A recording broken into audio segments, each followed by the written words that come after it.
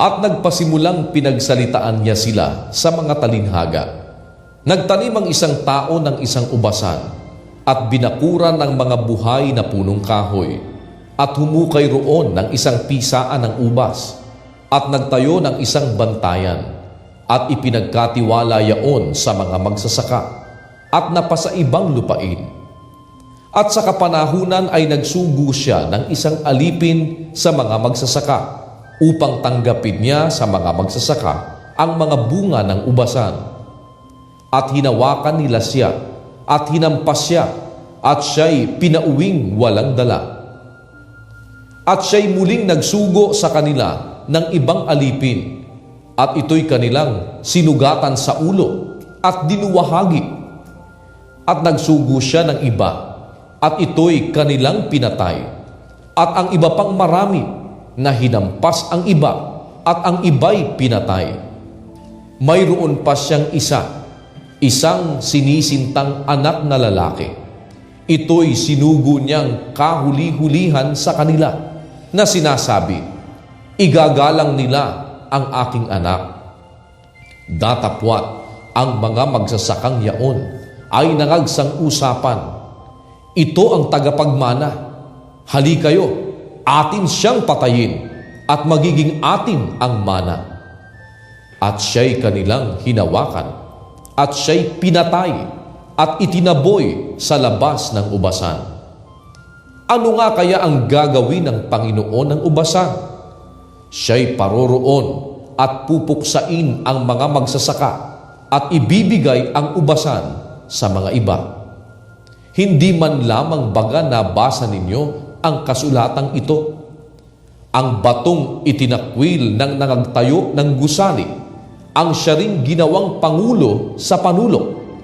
Ito'y mula sa Panginoon at ito'y kagilagilalas sa harap ng ating mga mata.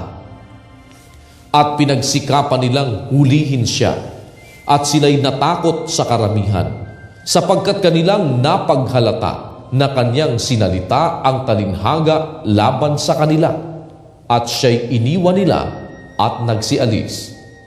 At kanilang sinugo sa kanya ang ilan sa mga Fariseo at sa mga Herodiano upang siya'y mahuli nila sa pananalita. At nang sila'y magsilapit, ay kanilang sinabi sa kanya, "Guro, nalalaman namin ikaw totoo at hindi ka nang imik sapagkat hindi ka nagtatangi ng mga tao, kundi itinuturo mong may katotohanan ang daan ng Diyos. Matuwid bagang bumuwis kay Cesar o hindi?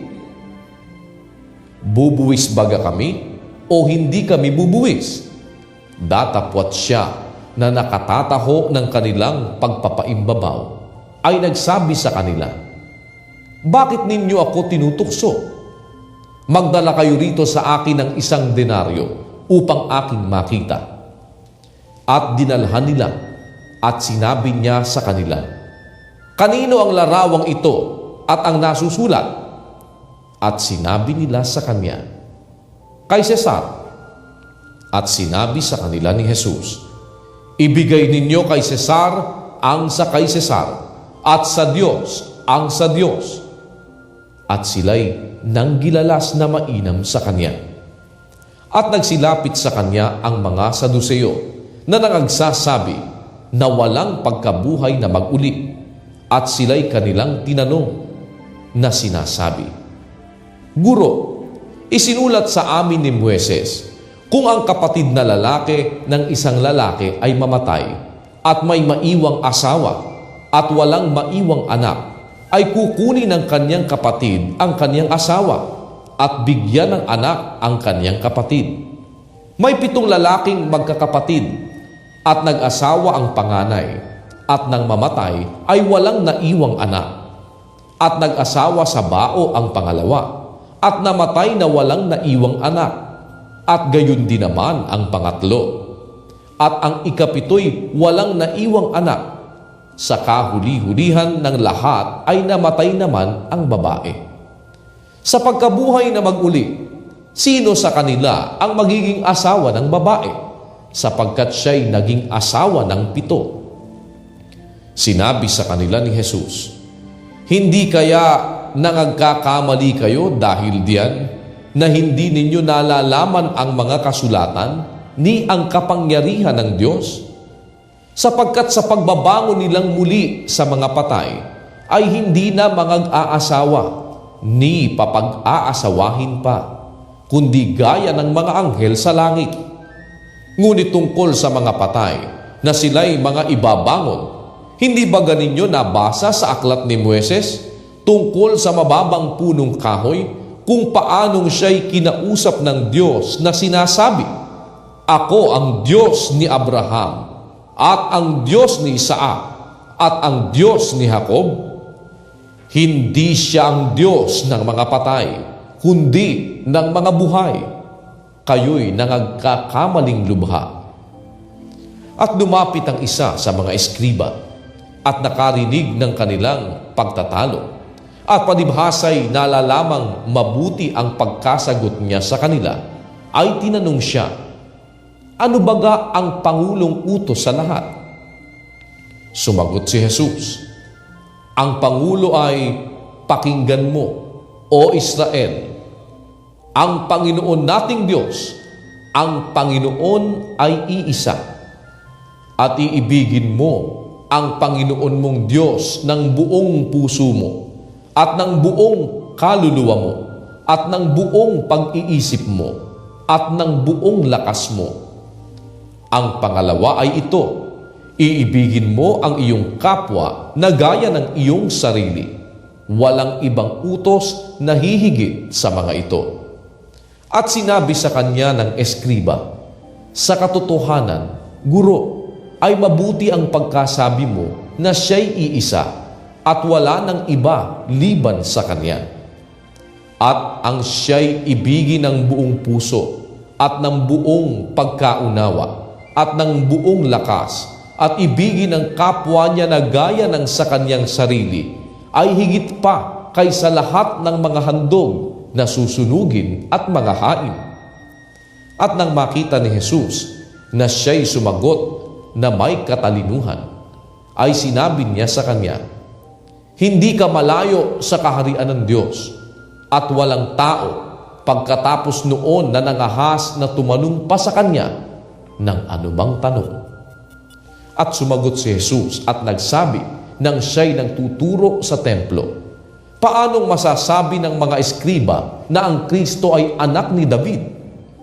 Si David din ang nagsabi sa pamamagitan ng Espiritu Santo, 'Sinabi ng Panginoon sa aking Panginoon, maupo ka sa aking kanan hanggang sa gawin ko ang iyong mga kaaway na tuntungan ng iyong mga paa.' Si David din ang tumatawag na Panginoon sa kanya, at paano ngang siya'y kanyang anak? At ang mga karaniwang tao ay nangakikinig sa kanyang may galak." At sinabi niya sa kanyang pagtuturo, "Mag-ingat kayo sa mga eskriba na ibig magsilakad na may mahahabang damit at pagpugayan sa mga pamilihan. At ibig nila ang mga pangulong upuan sa mga sinagoga at ang mga pangulong luklukan sa mga pigingan. Silang nangananakmal ng mga bahay ng mga babaing bao, at dinadahilan ay ang mahahabang panalangin. Ang mga ito'y tatanggap ng lalong malaking kahatulan." At umupo siya sa tapat ng kabangyaman at minasdan kung paanong inihuhulog ng karamihan ang salapi sa kabangyaman, at maraming mayayaman ang nangaguhulog ng marami. At lumapit ang isang babaing bao, at siya'y naghulog ng 2 lepta na ang halagay halos 1 beles. At pinalapit niya sa kanya ang kanyang mga alagad, at sinabi sa kanila, "Katotohanang sinasabi ko sa inyo, ang dukhang baong babaing ito ay naghulog ng higit kaysa lahat ng nangaghuhulog sa kabangyaman, sapagkat silang lahat ay nagsipaghulog ng sa kanila'y labis. Datapwat siya sa kanyang kasalatan ay inihulog ang buong nasa kanya, sa makatwid bagay ang buong kanyang ikabubuhay.